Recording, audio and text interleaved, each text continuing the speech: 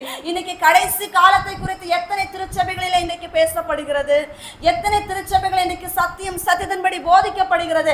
தேவனுடைய வல்லமை குறித்து யாருக்கும் பேச விருப்பம் இல்லை. பரிசுத்த ஆவியானவரை பெற்றுக்கொள்ள வேண்டும் என்று சொல்லப்படுகிற காரியங்கள் சபையிலே பார்க்க முடியவில்லை. அன்பு ஜனமே, ஏதோ ஒரு பதவி வேண்டும், பட்டம் வேண்டும், உயர்ந்த இடத்துல போய் உட்கார வேண்டும், தாங்கள் தெரிந்ததை வைத்து அதே நிலைக்குள்ள நிற்க வேண்டும் என்கின்ற ஒரு ஆணவத்தோடு கூட இன்னைக்கு ஜனங்கள் வாழ்ந்து கொண்டிருக்கிறாங்க.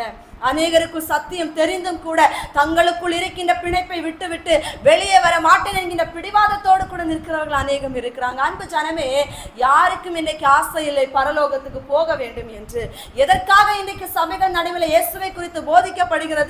சபைகளுக்குள்ளே அந்த சபையை கட்டி எழுப்பி, பில்டிங்கை கட்டி உயர்த்தி, ஏதோ எனக்கு ஒரு பெரிய ஒரு பெருமை சேர்க்க வேண்டும் என்று உருவாக்கப்படுவதற்கு அல்ல தேவனுடைய ஆலயம். கர்த்தருடைய விசுவாச ஜனங்கள் எல்லாரையும் பரலோக ராஜ்யத்துக்குள்ள சேர்க்க வேண்டும் என்பதற்காகத்தான் தேவன் சபைகளை தேசத்தில் ஸ்தாபித்துக் கொண்டிருக்கிறார். அல்லேலூயா.